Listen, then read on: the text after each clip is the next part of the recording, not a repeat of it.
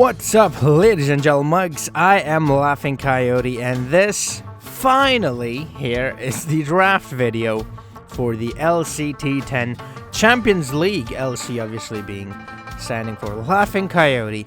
Anyways, this is a draft. I'm going to show you all the lineups, all the players that, the owners chose for their teams.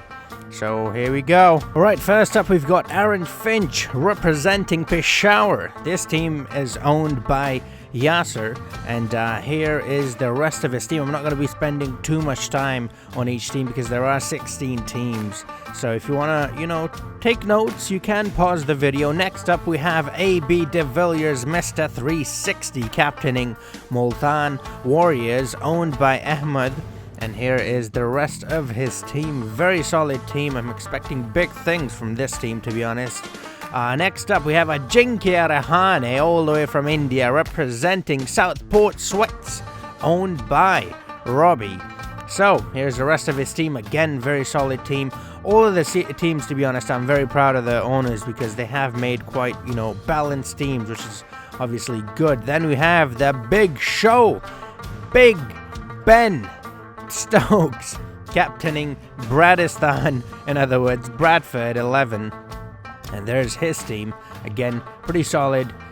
Then we have Brendan McCullum, the Kiwi, representing Johannesburg Titans. And the guy who owns this team is known as Heinrich. I think I'm saying that right, but here's the rest of his team.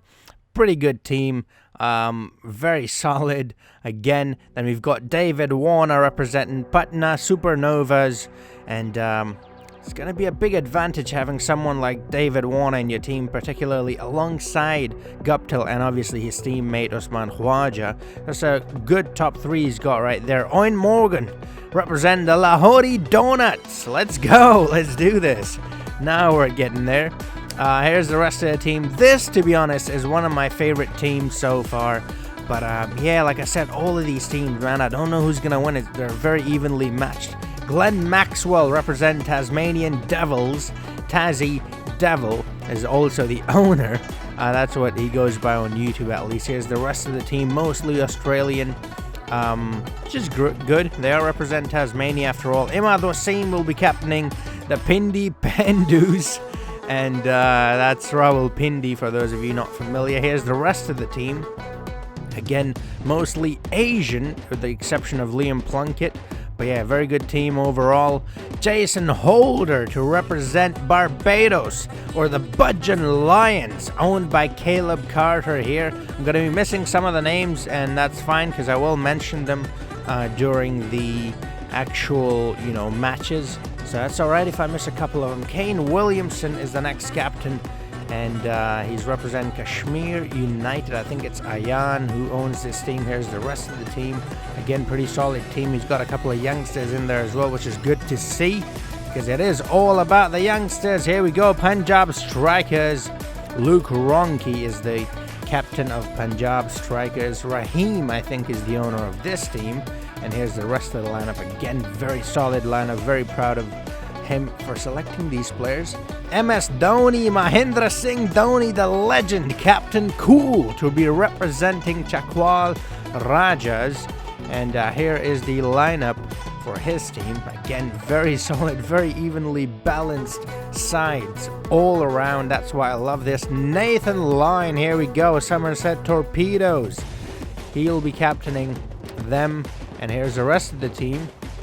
He's got a very good opening partnership up there. Faf du Plessis and Bob Razam, two very class players. And then Muhammad Amir to open the bowling as well. Sean Marsh will be captaining Kathmandu Dream 11. And I think it's Prem Bista who owns this team.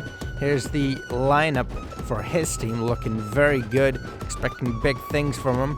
And that's all the teams. Here are the groups. And where each team will be. Now that you have gotten a look at the groups, here is how the league will actually work. So, each team in each group will play each team twice. I made that sentence extra complicated, did not need to do that, but, it is what it is. Excuse me. Winner gets 2 points, draw gets 1 point each. Obviously, if you lose, you don't get any points at all.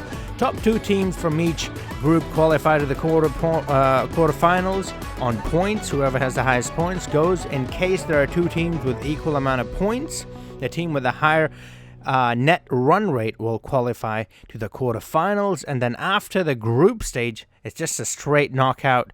Simple as that. 2 teams going up against each other. Whoever wins goes to the next round. Whoever loses, that's it. That's the end of that for them. Now, if you're wondering who's going to play first and when, well, here's the thing. I'm not entirely sure about the, who's going to play who, because the game automatically decides the fixtures. But I think the first game is between the Budgeon Lions, or Barbados Lions, and Punjab Strikers. When is it going to be? That I can tell you. The first match will be uploaded next Monday.